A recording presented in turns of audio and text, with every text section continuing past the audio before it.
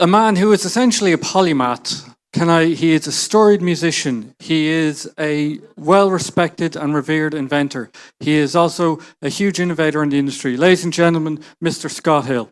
Thank you very much. Thank you, Kieran. Thanks very much. And it's an incredible pleasure to be here and a bit of an honor as well. Before I say anything, I'd like to thank Antonio and Finton and Donald, who have done an incredible job to put this show together. It's absolutely miraculous and a superhuman effort.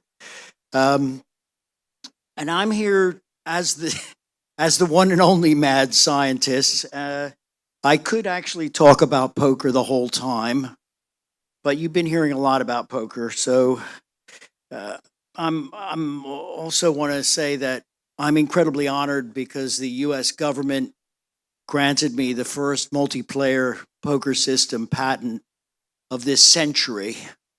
I was told by the top patent lawyer specialists in 3 different countries not to waste their time or my money, that I would never get a patent for a new poker game or a new poker system.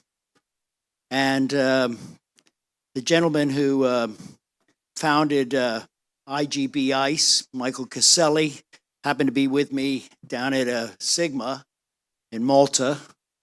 And we were in the airport, and he knew about Tennessee Hold'em, and he said to me, "Hey, Scott, have you got a patent for your game yet?" And I kind of bluffed a little bit. I was like, "Yeah, I'm going to apply. Don't worry. Yeah, it's coming.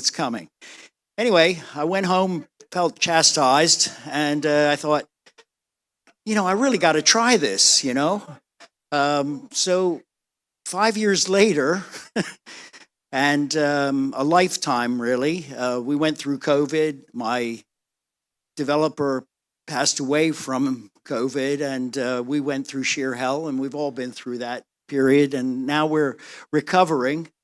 And here we are talking about poker, and we're having an amazing 1,000-player poker tournament in the other room. The place is going to be packed when they get going, and it's a thrill to be talking to you all about this. I should tell you that I am a kind of dyed-in-the-wool inventor, and I started as an architect, and I won awards for my designs. I went to work for the Saudis, and I didn't enjoy it. They treated me very badly as a sub-minion, but somebody recognized the fact that I was building incredible architectural models for them. And he's basically, the head of the architecture department said, "Look, man, you're just too good for this. You gotta break free and do your own thing." And that is really my message overall. If you have an idea and you see something in gaming or iGaming that you think is inferior, that pisses you off, that makes you think, this could be better. It's just not good enough. This is what spurred me on to give up my musical career, which was 30 years. And I have to thank Apple for their incredible wisdom in giving up iTunes and starting Apple Music, because that made me quit music altogether, because all the best musicians that I knew couldn't earn a living anymore. So I just dived in because my friend said, when we were kids, you used to make the best games. We had the most fun playing those games. And that's what I want to bring back. And that's why Tennessee Hold'em exists. And I hope that some of you in this room will join us for the first Tennessee Hold'em European Championship, which is coming on at 9 o'clock tomorrow night. And then once again, thanks to the Irish Poker Tour and to Edge for making this happen. And we're going to have a long and exciting and a lot of fun coming up in the future. You know, there's so many things that I wanted to talk about, and I know we're already running over, but I do have some important messages. If you've got an idea, don't just think, "Oh, I've got a good idea." Talk to people about it. Don't give away everything. And that's the next kind of thing that I wanted to talk about. First, you need to make a summary of what your idea really is and pinpoint exactly where the weaknesses are and how your idea is better. Think about the industry, consider the fact that there are two sides of a coin. We got coin poker here, so that makes sense. And the two sides are the operators and the players. If you can make something that's going to improve the player experience, they're going to have more fun playing it. They're going to want to come back. They're going to stick with you, and they're going to take it and put their own spin on it.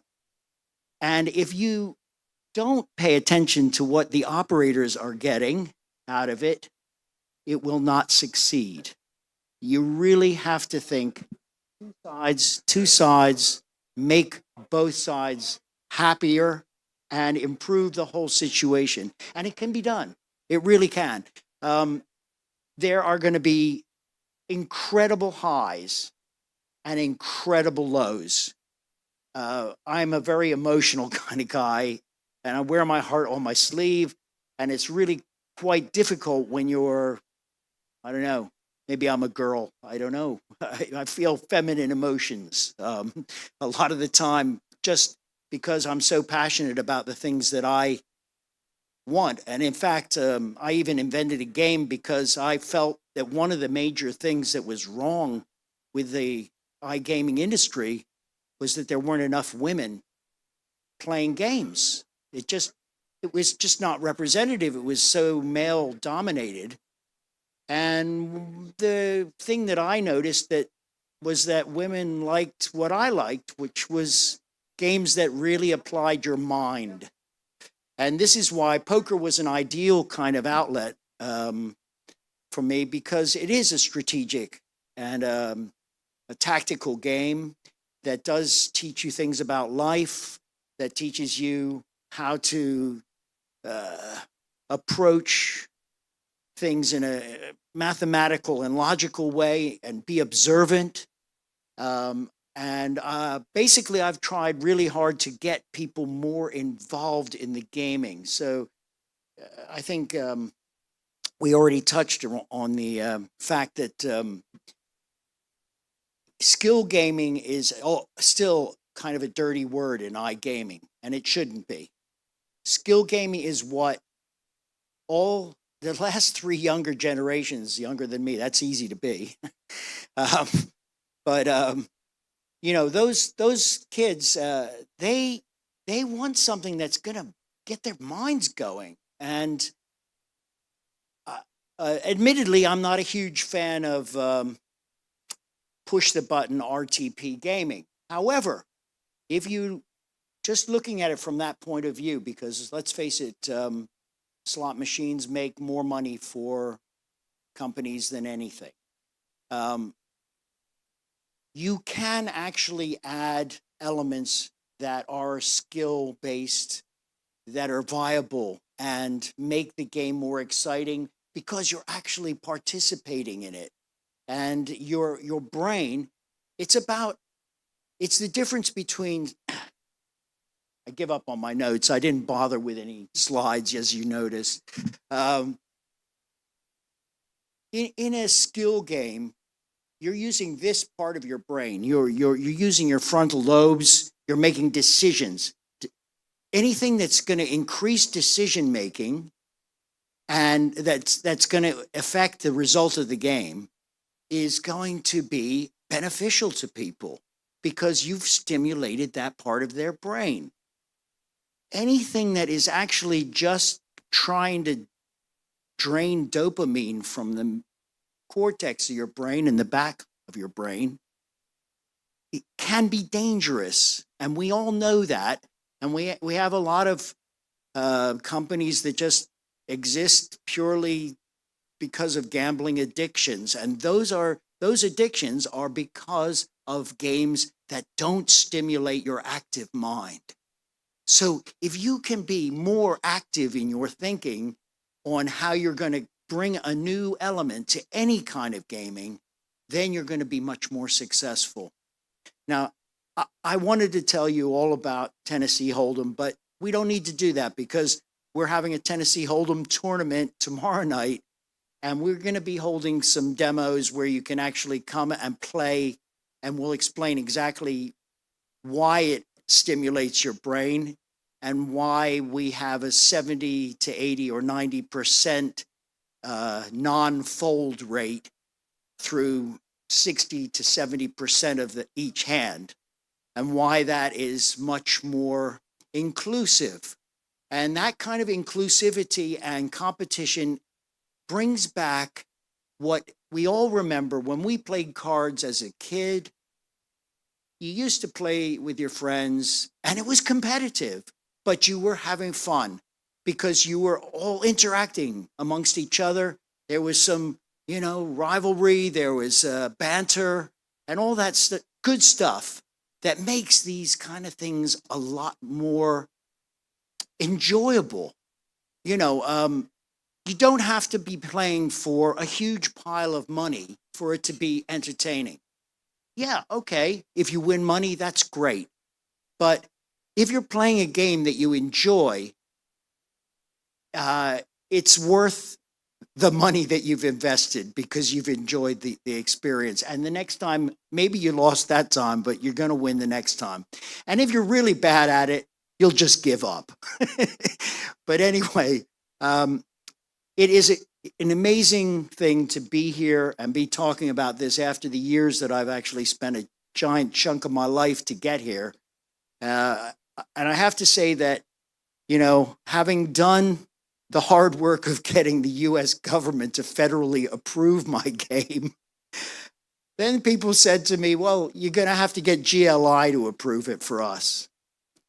And that cut me to the bone because I was like 5 years in, had borrowed money from every friend that I ever knew and some that I didn't know. But, it's all come good now because if you really believe in what you're doing, stick by it and you will make it successful. And I think that's enough of a message that I really wanted to get across today. So again, thanks to these gentlemen right here, Donald, Finton, and Antonio, for the incredible job they've done. And I really believe that Edge and IPT, and we're going to go forwards in an incredibly positive way because putting these things together and getting these high, people that want to engage their minds and learn some fun games that will be really engaging and keep you going. Anyway, it's been an incredible pleasure, and it's the first time I've ever been in Ireland even, so it's been a great experience and have a lot of fun, and I hope I see you tomorrow night at 9:00 when we start the first official European Championship. Oh, by the way, GLI did approve it, and it is now approved for all globally for land-based and online casinos. So we're ready to fire. Any questions? Thank you very much. Thank you very much. No questions. No questions. Can I get a second round of applause, please, for Mr. Hill? Thank you very much, Scott.